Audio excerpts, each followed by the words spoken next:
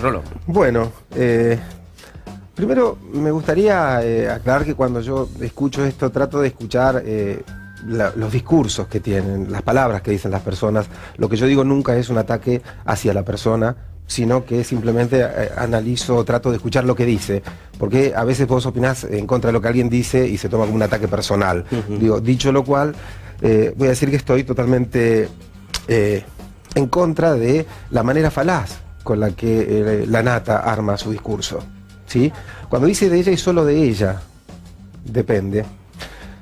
Creo como Moca que lo que en realidad está haciendo es poner una gran presión. Cuando hay dos elementos que están en un problema, en un conflicto, pretender que solo dependa de uno es ponerlo de rodillas. Es pretender que renuncie, que se agache y que acepte lo que yo digo. O sea, solo depende de ustedes, usted afloja o va a haber lío. Entonces me parece que es falaz, debería decir de nosotros, de los sectores que estamos discutiendo esto, depende que hagamos tal o cual cosa, ¿no? Por otro lado, dice la transición o el caos.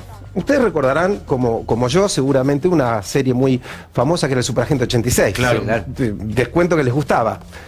¿Ustedes se acuerdan cómo se llamaban los buenos y cómo se llamaban los malos? Control y caos. Exactamente. El control es lo bueno y el caos es lo malo.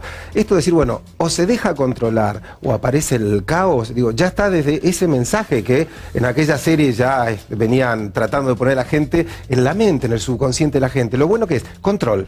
Ahora, ¿quién controla? No lo sé. Pero si no, vamos al caos, que es lo malo, ¿no?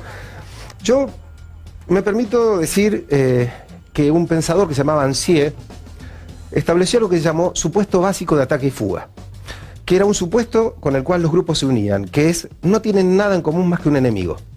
Él decía que los grupos que se arman con este supuesto básico de no tener nada en común más que un enemigo, siempre fracasan, porque no tienen verdaderas cosas que los unan. Lo único que los une es, bueno, para enfrentar a tal, nos unimos todos.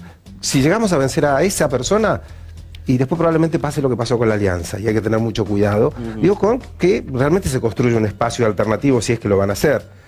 Después, perdón, pero me entusiasmé con el informe. Pero claro, por favor. Los analistas diferenciamos la palabra plena de la palabra vacía. Si no hay una palabra que tiene sentido de una palabra que no dice nada. En esta campaña yo vi toda palabra vacía. Es decir, como si dijera, ahora sí, juntos podemos, vamos para allá, ella o vos, digamos, cosas que no dicen nada. Y fíjate cómo a veces juegan contra, porque cuando Narváez dice ella o vos, ¿sabés a quién excluyó? A él mismo.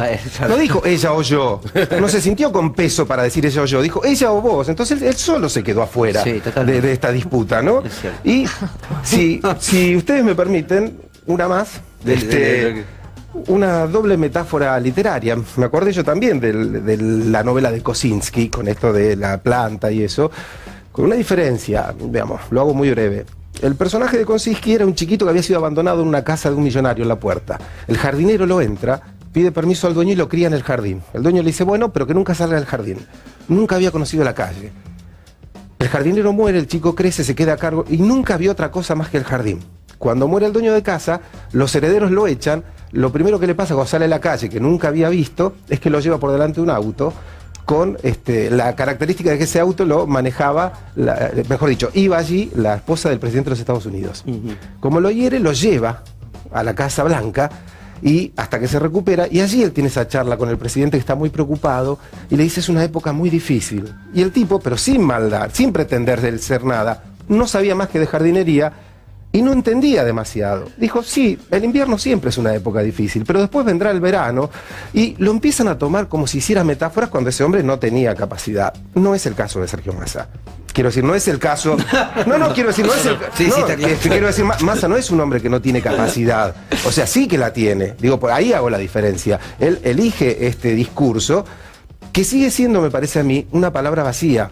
Quiero decir, sigue siendo una metáfora que no dice cómo, que no dice de qué manera, porque todos estamos de acuerdo con la asignación por hijo, con un montón de cosas, y después decimos, pero que no cobren este impuesto, que no cobren el otro. Y entonces, ¿cómo se paga esto? ¿Sabes cómo? Endeudándose. Y esto es lo que está resistiendo el gobierno. Uno puede estar a favor, en contra, yo respeto todas las opiniones, pero hay que decirlo de esta manera. Yo voy a cobrar menos impuestos porque me voy a endeudar. Y entonces hay que ver si votamos o no votamos esto. Y la última reflexión es literaria, es de Rey Lear, de Shakespeare, donde dice Shakespeare, lo peor nunca es lo peor, mientras uno pueda decir esto es lo peor. Está muy bueno. Bien. Bien, Rolón. Muy bueno.